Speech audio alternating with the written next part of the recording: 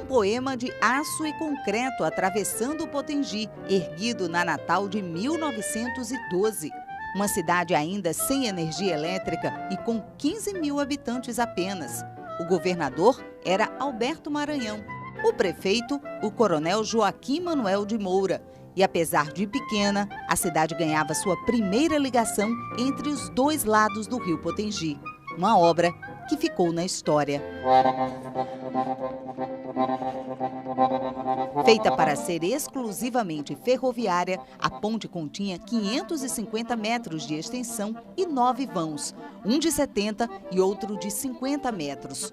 Toda a estrutura foi feita a 3 mãos. Teve como projetista um engenheiro francês. Foi executada por uma empresa brasileira, com material inglês, onde foram confeccionados os vãos curvos de aço que marcaram o traçado inovador do equipamento. A obra, que começou em 1912, ficou pronta em 1914, mas só foi inaugurada 2 anos depois, em 1916. Por quê? O engenheiro Manuel Negreiros, professor do IF e apaixonado pelo tema, descobriu o motivo. Eu fui pesquisar e vi que ela ficou pronta, mas a linha férrea, que chamava linha de ligação, tem toda uma história de linha de ligação que ia da ribeira até a cabeceira da ponte, tinha várias desapropriações, vários proprietários entraram na Justiça Federal e a Justiça Federal mandava parar a obra. Aí daí durou mais 2 anos para se concluir essa linha de ligação. Manuel Negreiros pesquisa a antiga ponte de ferro há mais de 20 anos. Há 5 prepara um livro sobre o assunto. Chegou a viajar para a Inglaterra só para conhecer a companhia que construiu a estrutura da ponte.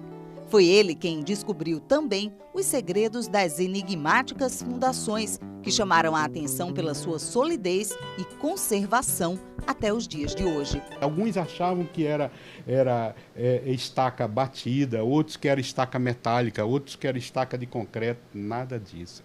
É um tubulão executado a ar comprimido. Primeiro desce o tubulão de concreto, vai descendo, de concreto não, de metálico, vai descendo. Quando chega lá embaixo, ainda oco, ele começa a concretar só as paredes do fundo para cima, e o miolo dele é cheio de terra, de areia. Para quê? Para dar peso, para que o movimento das águas não tombe ele. E esses tubulões, eles variam, mostrando aqui, eles variam entre 10, 12, tem um até que foi a 14 metros de profundidade, onde ele é apoiado num cascalho, tá certo? A 10, 12 metros de profundidade, vencendo lama, vencendo argila, vencendo uma argila mais dura e só aqui um cascalho mais resistente. Em 1916, toda essa estrutura fez da Ponte de Ferro de Natal a maior obra desse porte do Norte e Nordeste, título que a cidade carregou por longos anos.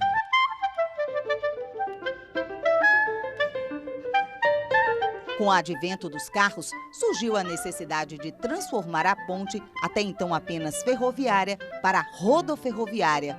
Foi então que, em 1944, a estrutura ganhou tábuas de madeira que passaram a permitir a passagem dos primeiros veículos. Essa ponte, desde o projeto dela, era para ter sido rodoferroviária. Foram feitos um tablado de madeira para que passasse carros também, tá? E ficou passando carro em mão única. Passava uma leva, depois outra leva, numa hora que o trem não passava, em 44. Um pouco mais à frente, esse tablado de madeira ficou muito estragado e houve uma intervenção de novo do senador Eloy de Souza, pedindo dinheiro ao governo federal que mandasse para ajeitar a ponte, e simplesmente foram tirada madeiramente e colocado metal. Para esse professor de história, a ponte representou um marco de desenvolvimento para a cidade. Foi a responsável pelo surgimento dos bairros da Zona Norte e fez a ligação da capital com o interior do estado. Natal sempre teve uma dificuldade muito grande de comunicação e de mobilidade, né, com relação ao interior da província. Então Natal era uma capital muito mais administrativa, muito mais política do que uma capital econômica do Rio Grande do Norte. Natal, dunas, o rio, né, o belo rio Potengi e o mar. Então tinha uma dificuldade, né, de se chegar a Macaíba, de se chegar a outras cidades, Ceará-Mirim, as outras cidades, né, que compõem o Rio Grande do Norte. Então essa ponte ela é fundamental nesse sentido, né? Digamos assim, é o grande passo para a consolidação de fato da capital como centro econômico e o centro do poder no Rio Grande do Norte.